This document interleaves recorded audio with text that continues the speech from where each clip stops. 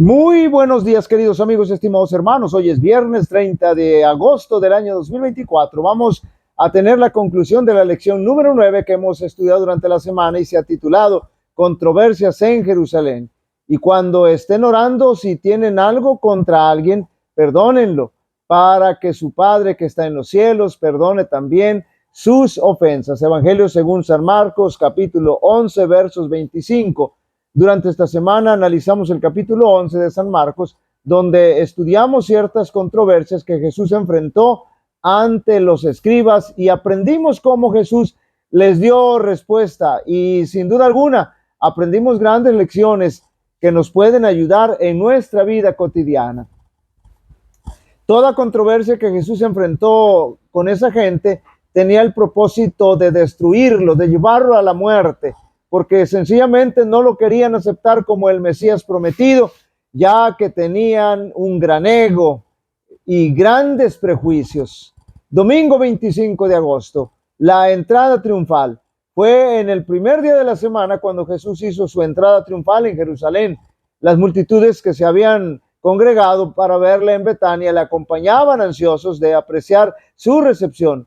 Mucha gente iba en camino a la ciudad para observar la Pascua, se unió a la gran multitud que acompañaba a Jesús. Toda la naturaleza parecía regocijarse. Los árboles estaban vestidos de verdor y sus flores comunicaban delicada fragancia al aire. Nueva vida y gozo animaban al pueblo. La esperanza del nuevo reino estaba resurgiendo. Cristo seguía la costumbre de los judíos en cuanto a una entrada real. El animal en el cual cabalgaba era el que montaban los reyes de Israel, y la profecía había predicho que así vendría el Mesías a su reino. No bien se hubo sentado sobre el pollino cuando una algaraza de triunfo hendió el aire. La multitud le aclamó como Mesías, como rey. Jesús aceptaba, ahora noten bien, el homenaje que nunca antes había permitido que se le rindiera. Y los discípulos recibieron esto como una prueba, noten bien, de que se realizarían sus gozosas esperanzas y le verían establecerse en su trono, pero estaban totalmente equivocados. La multitud estaba convencida de que la hora de su emancipación estaba cerca. En su imaginación veía a los ejércitos romanos expulsados de Jerusalén y a Israel convertido una vez más en nación independiente. Todos estaban felices y alborozados. Competían unos con otros por rendirle homenaje. No podían exhibir pompa y esplendor exteriores, pero le tributaban la adoración de corazones felices. Eran incapaces de presentarle dones costosos, pero extendían sus mantos como alfombra en su camino y esparcían también en él ramas de oliva y palma. No podían encabezar la procesión triunfal con estandartes reales, pero esparcían palmas, emblemas natural de victoria, y las agitaban en alto con sonoras aclamaciones y hosanas. La entrada triunfal de Cristo en Jerusalén, note bien, era una débil representación de su venida en las nubes del cielo, con poder y gloria.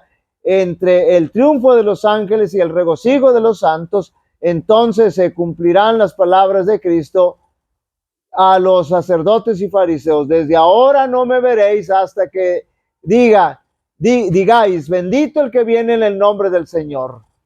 En visión profética, en visión profética se le mostró a Zacarías ese día del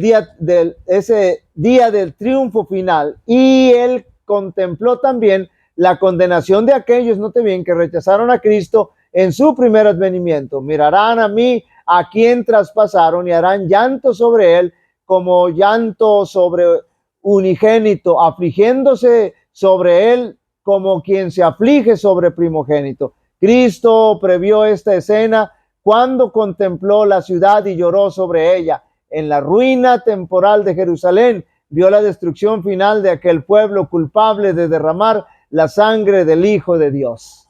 Lunes 26 de agosto, un árbol maldito y un templo purificado. Como ya estudiamos, la higuera frondosa y llena de hojas simbolizaba la nación judía, y como daba la apariencia de llevar mucho fruto, recibió la maldición la hipocresía y el ego consumía a sus líderes espirituales y solamente eran apariencia. Jesús se vio en la necesidad de purificar el templo porque muy pronto sería crucificado, y una vez que él haya sido crucificado, hubiera sido crucificado, ya no habría necesidad de más sacrificios. Jesús era el Cordero de Dios que quita el pecado del mundo. Martes 27 de agosto. ¿Quién dijo que podías hacer eso? Los escribas y fariseos se molestaron porque Jesús el día anterior había purificado el templo. Le exigían que les dijera con qué autoridad había hecho eso. Claro que Jesús sabía que era una trampa, sin embargo, ellos mismos salieron entrampados. Estos escribas, para salir del paso ante la pregunta de Jesús, decidieron recurrir a la mentira, note bien, a la violencia, porque cuando no se tienen argumentos para debatir, no hay forma de que no suceda lo que hicieron esos hombres.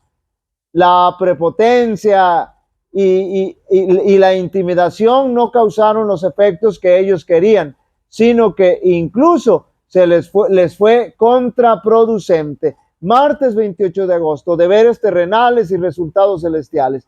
Los escribas seguían obstinados de entrampar a Jesús. Decíamos literalmente de cazarlo, atraparlo.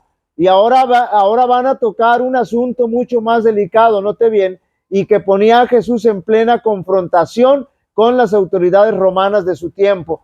Tenían el propósito de acabar con él, pero Jesús siempre fue respetuoso de las autoridades y las leyes humanas, siempre y cuando no estuvieran en contraposición de sus principios y de su teología. Así que el Señor nunca estuvo en contra de que se pagaran los impuestos pertinentes. Como ellos no pudieron hacer nada en contra de Jesús, vinieron los saduceos para volverlo a entrampar, pero Jesús responde a ellos con la palabra de Dios, dejando bien claro que la resurrección es una verdad bíblica y divina que no pudieron refutar. Jueves 29 de agosto, el mandamiento más importante. Este día, así como el viernes pasado, noten bien, cerramos la lección con broche de oro porque terminamos con un momento agradable y positivo. Así como la gran fe de Bartimeo nos llenó de gozo el viernes pasado, ahora este escriba, con una actitud totalmente diferente a la de sus colegas, viene, le da la razón a Jesús de lo que les ha dicho, le alaba la respuesta que les diera a los escribas y la respuesta que le dio a él. Jesús dejó muy en claro que el primer mandamiento es amar a Dios y el segundo amar al prójimo, y que cuando obedecemos los primeros 4 mandamientos demostramos nuestro amor a Dios, y al obedecer los 6 restantes le demostramos amor a nuestros semejantes. Cuando logramos comprender algo sobre el amor de Jesús, podemos comprender el amor de Dios y a nuestro prójimo. Para estudiar y meditar. El acto de Cristo de maldecir el árbol que con su propio poder había creado se destaca como una amonestación a todas las iglesias, note bien, y a todos los cristianos. Nadie puede vivir la ley de Dios sin servir a otros, pero son muchos los que no viven la vida misericordiosa y abnegada de Cristo. Algunos de los que se creen excelentes cristianos no entienden lo que constituye servir a Dios. Planifican y estudian para agradarse a sí mismos, solo obran con respecto al yo, pero ellos al tiempo solo tienen valor, para ellos el tiempo solo tiene valor en la medida que les permite juntar para sí. Este es su objetivo en todos sus asuntos de la vida. No obran para otros, sino para sí mismos. Dios los creó para vivir en un mundo donde debe realizarse un servicio abnegado. Los designó para ayudar a sus semejantes de todas maneras posibles. Pero el yo es tan enorme que no pueden ver otra cosa. No están en contacto con la humanidad. Los que así viven para el yo son como la higuera que tenía mucha apariencia, pero no llevaba fruto. Observan las formas del culto, pero sin arrepentimiento ni fe. Profesan honrar la ley de Dios, pero les falta obediencia. Dicen, pero no hacen. En la sentencia pronunciada sobre la higuera, Cristo demostró cuán abominable es a sus ojos esa vana pretensión. Declaró que quien peca abiertamente es menos culpable de quien profesa servir a Dios, pero no lleva frutos para su gloria. Tremenda esta última declaración. Queridos amigos y hermanos, como cristianos no estamos exentos de enfrentar controversias, pero debemos aprender de cómo Jesús enfrentó dichas controversias a argumentos sólidos con base en la Escritura. Jehová te bendiga y te guarde. Jehová haga resplandecer su rostro sobre ti y tenga de ti misericordia. Jehová alce sobre ti su rostro y te dé paz. Y pondrán mi nombre sobre los israelitas y yo los bendeciré. Dios bendiga a cada uno de vosotros.